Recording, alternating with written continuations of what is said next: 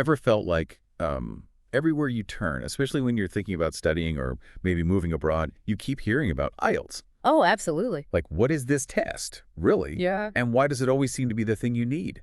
It's definitely a key hurdle, isn't it, for so many global plans.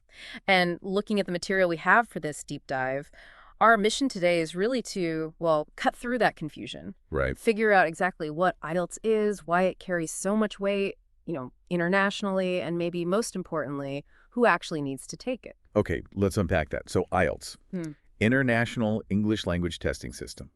Bit of a mouthful. It is. And we know it tests the main skills, right? Listening, reading, writing, speaking. But the sources really stress why it's such a standard. Yeah, and that comes down to who's behind it. You've got the British Council, IDP, IELTS Australia, and Cambridge English. Major players. Exactly. Big international names. And their involvement just gives the test huge credibility. It means it's trusted. We're talking over 11,000 organizations. 11,000. Wow. In more than 140 countries.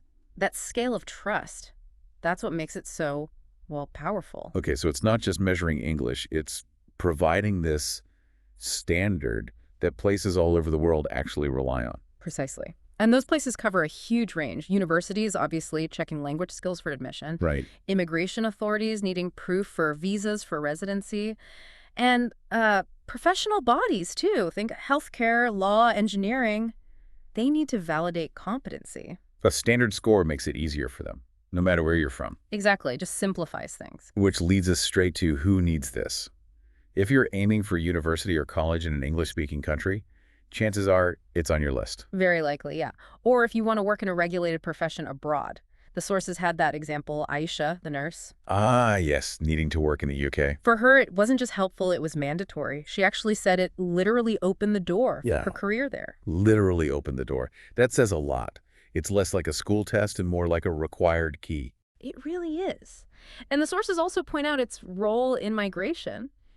Countries like Canada, Australia, the UK, New Zealand often require it. Like Carlos, right, using it for residency in Canada. Exactly. He called the test powerful.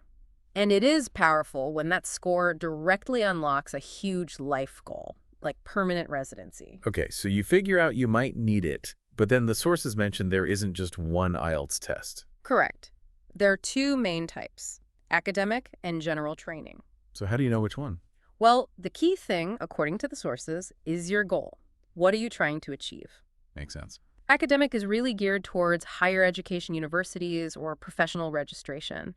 The tasks, the texts, they're more complex, more academic or work-related. And general training. That's more for migration, maybe work experience, or training that's not quite at the degree level. It focuses on everyday situations, workplace contexts. Simpler scenarios. Sort of, yeah.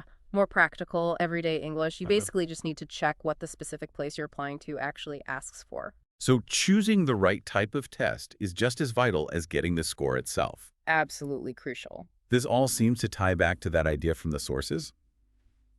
IELTS as a kind of global passport. That's a good way to put it. It's the tool, the mechanism that helps enable those big international moves. Like getting into those top universities, mentioned Oxford, M8, Toronto. Yeah, or achieving permanent residency, getting licensed to practice your profession overseas. It facilitates those goals. Okay, so let's try and pull this together from the sources. IELTS. It's this globally trusted, standardized English test, backed by major international players. Right.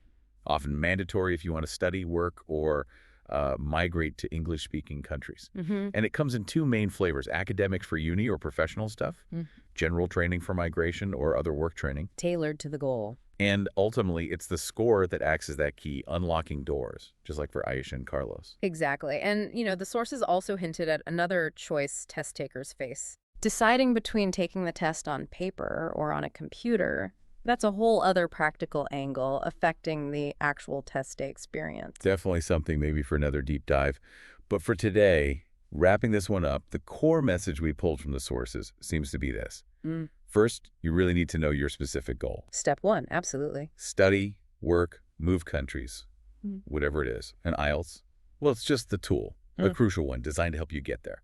That's it. When you frame it like that, what does that make you think about the kind of power a single test score can hold? Something to ponder.